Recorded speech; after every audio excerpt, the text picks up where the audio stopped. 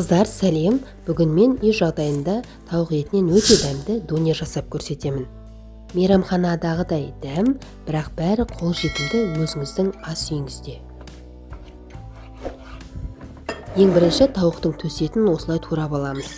Дәміне қарай кептірілген чеснок, қара және қызыл бұрыш, сонымен қатар тұз қосамыз. Жақсылап маринаттап жарты сағатқа қалдырамыз.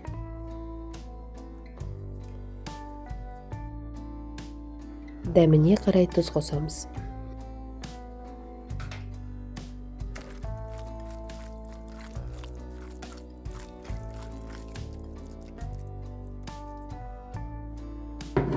Ет дайын болды. Табаға май құйып, қыздырып, жақсылап қуырып аламыз. Су ештеңе қоспайсыздар. Етіміз піскенге дейін осылай картошканы жақсылап теркінен өткізіп аламыз. Картопты суға салып жуып аламыз. Сол кезде крахмалының барлығы бөлініп алынады, және де қуырылған кезде қытырлақ болып шығады. Осылай кептіріп алуды ұмытпаңыз. Қызып тұрған майға салған кезде 3-4 минутта пісіп шығатын болады.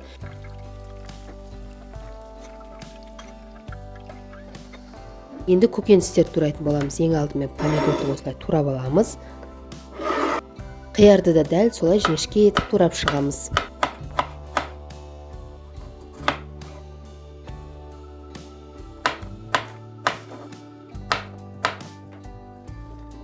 Және де донердің ең маңызды бөлігі ол соус. Соус дайындау үшін бізге майонез, кетчуп және де бір тіс сарымсақ керек болады.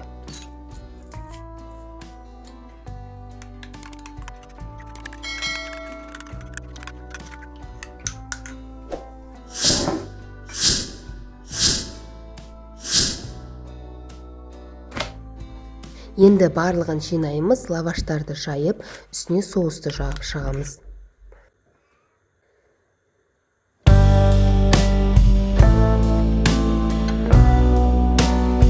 Үстіне тауық етін саламыз, оның үстіне көкөністер және картопты салып шығамыз.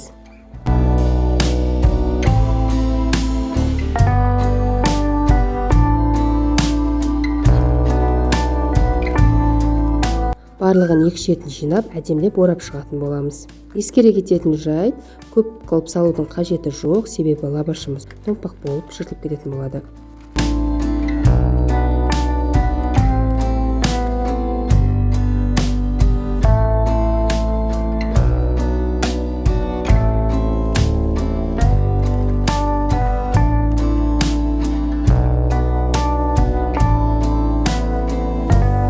Осылай барлығын орап шықтым, барлығы дайын болды. Енді қысырылған тапада ешқандай май ештеңе құймаймыз, сонымен екі жағын жақсылап қызартып пісіреміз. Қатты отта қоймаймыз, баяу отта қоятын болсақ, сарғыш түсті осылай әдемі қытырлақ болып шығатын болады. Мінекей дайын болды. Үй жағдайында тауықтан жасалған донер жылда әрі дәмді болды.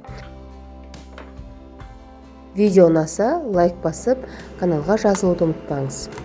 Келесі видеоларды дәмді және оңай рецепттермен алдағы уақытта бөлісетін боламын. Сол үшін каналға тіркеліп алуды ұмытпаңыз.